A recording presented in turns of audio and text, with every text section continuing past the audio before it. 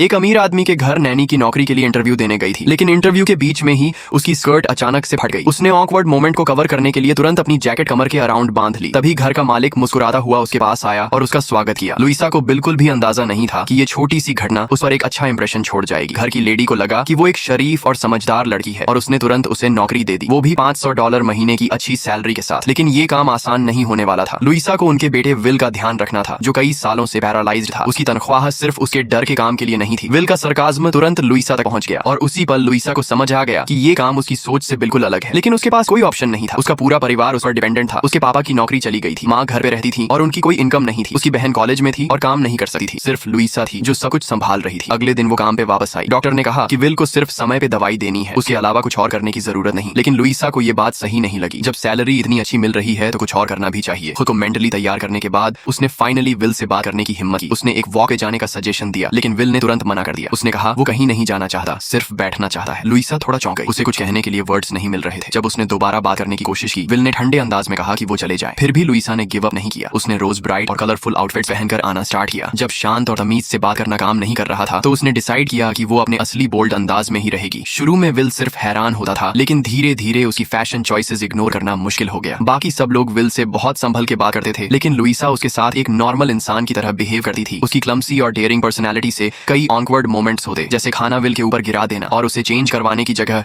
Hair dryer से सुखाने की कोशिश करना। लेकिन विल के लिए ये सब मोमेंट्स उसकी जिंदगी में एक छोटी सी रोशनी ले आए। वो अब लुइसा का इंतजार करने लगा। लुइसा को इस बदलाव का पता नहीं चला। उसके लिए विल अब भी उतना ही कोल्ड और डिस्टेंट था, जब तक एक दिन विल की एक्स गर्लफ्रेंड और बेस्ट फ्रेंड उससे मिलने आए। पहले तो वो थोड़ा झिझकते रहे, लेकिन फिर उन्होंने एक बड़ी बात बता ही दी। वो दोनों अब एक साथ है। विल बाहर से शांत था, लेकिन अंदर से पूरी तरह टूट गया था। जैसे ही वो चले गए, लुइसा ने विल के रूम से कुछ टूटने की आवाज सुनी। वो तुरंत भागी। मैं इसलिए नहीं रुकी कि मुझे तुम्हारी परवाह है या तुम्हारी कंपनी पसंद है, मैं सिर्फ इसलिए रुकी हूँ क्योंकि मुझे पैसों की जरूरत है, बहुत ज्यादा जरूरत है। सब कुछ ठीक जा रहा था, तभी विल को सर्दी हो गई। ये कुछ खास नहीं था, लेकिन विल के लिए ये काफी डेंजरस हो सकता था। उसी रात लुइसा घर नहीं गई। उसने डिसाइड किया कि वो वहीं रुकर उसका ध्यान रखेगी। लुइसा हमेशा से सोचती थी विल के साथ ऐसा क्या हुआ। उससे पूछने में हिचकिचाहट थी कि कहीं रूड न लगे, लेकिन विल को कोई प्रॉब्लम नहीं थी। उसने बताया कि वो एक ट्रैफिक एक्सीडेंट था। लुइसा को उसके लिए बहुत बुरा लगा। उसी रात उसने अपने बचपन की फनी कहानियां सुनाई, पागलपन वाले गाने गाए और अपने खुद के रिग्रेट्स भी शेयर किए। बाहर स्नो और विंड का तूफान था, लेकिन अंदर विल उसके साथ शांति से सो गया। उस रात के बाद सब कुछ बदल गया। विल अब लुइसा के बिना अपना दिन इमेजिन भी नहीं कर सकता था। लुइसा के कहने पर उसने अपनी सालों पुरानी स्क्रफी बियर्ड भी शेव कर दी, जैसे वो फाइनली अपने पास का बोझ उतार रहा हो। लुइसा खुश थी, लेकिन ये खुशी ज्यादा देर नहीं टिक पाई। एक दिन उसने विल के पेरेंट्स के बीच एक झगड़ा सुन लिया। तब उसे पता चला कि विल एक राज छुपा रहा था, एक ऐसा राज जो लुइसा की पूरी दुनिया को हिलाकर रख सकता था। आगे क्या होता है जानना है तो फॉलो करो, बाकी कहानी जल्द आ रही है।